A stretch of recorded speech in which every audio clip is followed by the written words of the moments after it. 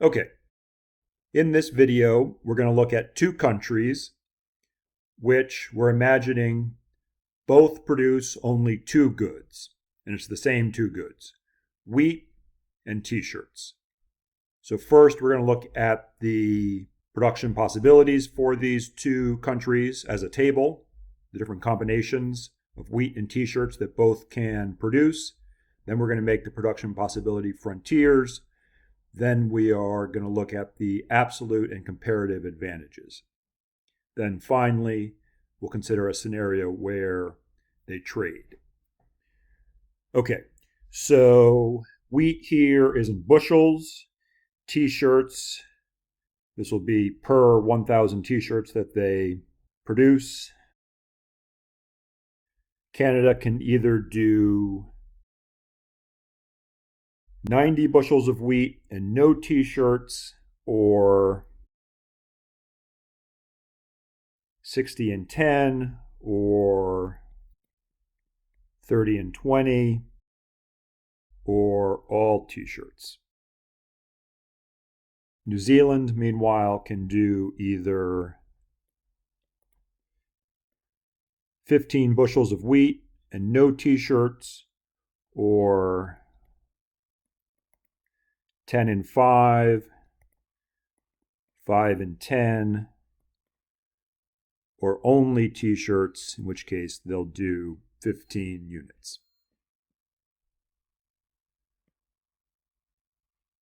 Okay, so I've started, or I've begun to set up the graphs for the production possibilities frontiers. I have wheat, so in both cases, wheat will be on the vertical axis and t-shirts will be on the horizontal axis. And let's see here, I can do this a little bit differently than you would be able to. Okay, so it doesn't matter if the scale on the vertical and the horizontal axis is the same, but it does matter that you get the combinations that were just given on the curve. So 60 and 10 is 1, 30 and 20, 0 and 30 for Canada.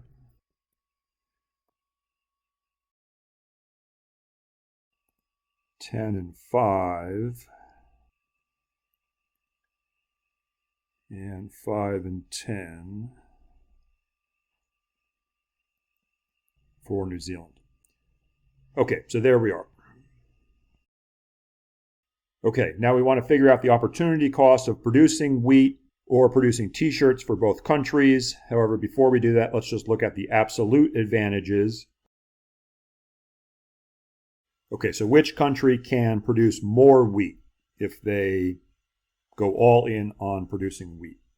Well, Canada can produce 90 bushels.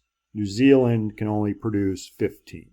So Canada has an absolute advantage in wheat production.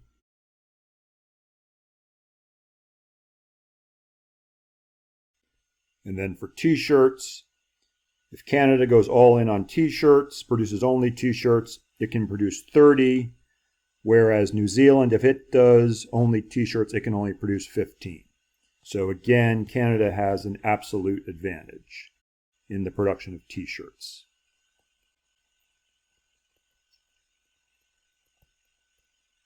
Okay, but what we really want to know is which country has which comparative advantage. And so for that, we need to figure out the opportunity cost of producing wheat and the opportunity cost of producing t-shirts for both countries. So for Canada,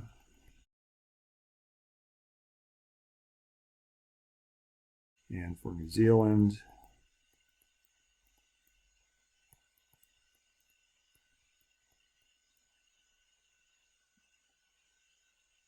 okay, so if we're looking at the production possibilities frontier, then one way to figure out the opportunity cost is to think about if, we'll start with Canada, if they're producing 0 t-shirts, and then they decide to start producing 10, what's the cost of producing these 10 t-shirts in terms of wheat?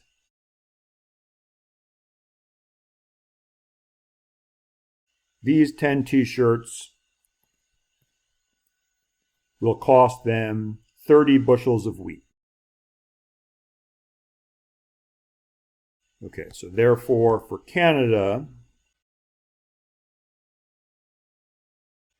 so the opportunity cost of 1 unit of t-shirts is 3 bushels of wheat. Now for New Zealand, let's say that they go from 0 to 5 t-shirts. What's the cost of these 5 t-shirts in terms of wheat? Well, they're going from this point here to this one here. So they're giving up 5 bushels of wheat to make these 5 t-shirts.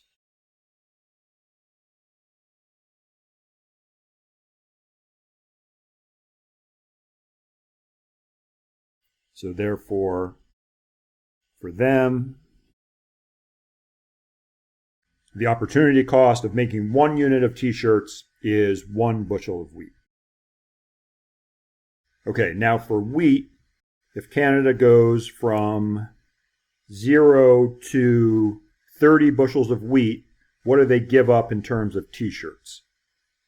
When they go from 0 to 30, they're moving from this point to this point, which means they're giving up 10 units of t-shirts.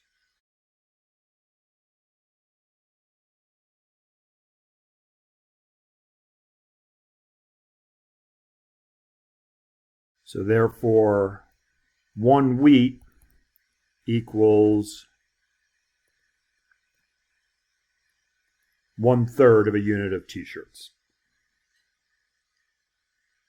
Now for New Zealand, if they go from 0 bushels of wheat to 5, what are these 5 bushels of wheat going to cost them?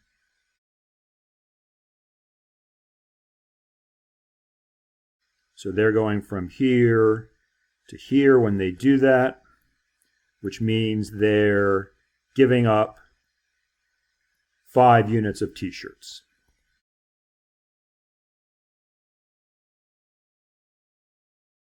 Okay, so 1 bushel of wheat costs them 1 unit of t-shirts. So let's make a table.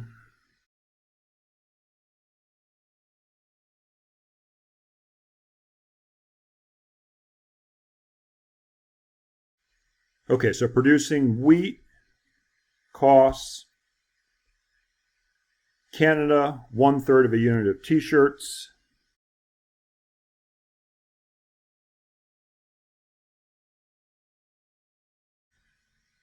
And it costs New Zealand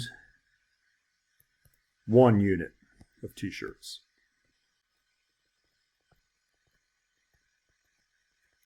And producing t-shirts costs Canada 3 units of wheat, or 3 bushels of wheat.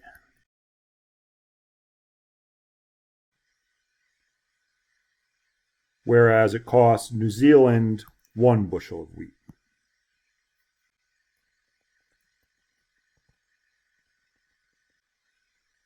Okay, so next we want to look at, for both of these 2 goods, which country can produce it at a lower cost. Opportunity cost is a cost, so which country can produce, we'll start with wheat, at a lower cost. So Canada can do it, can produce 1 bushel of wheat for 1/3 of a unit of t-shirts, whereas New Zealand produces a bushel of wheat at an opportunity cost of 1 unit of t-shirts. So Canada has the lower opportunity cost here. Meanwhile, for producing t-shirts, the opportunity cost for Canada is 3 bushels of wheat for 1 unit of t-shirts, whereas for New Zealand, it's only 1 bushel of wheat. So here, New Zealand has the lower opportunity cost.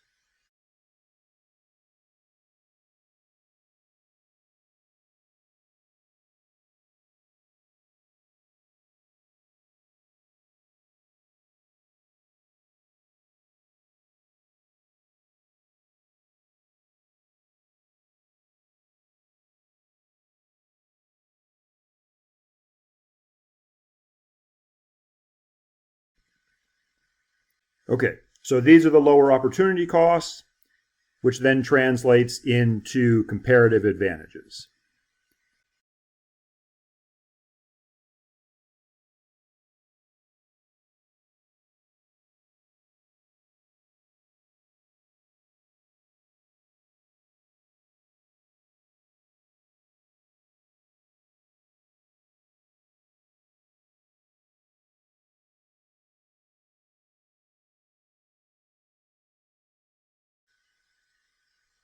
Okay, and then one final point I'll make in this video, then in the next video, we'll look at a scenario where they trade.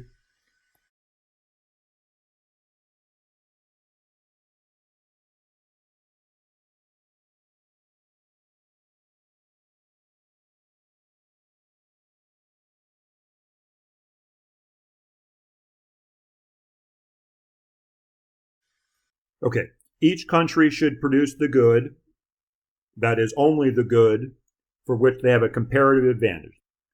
They should specialize, and then they should trade, which is what we'll look at in the next video.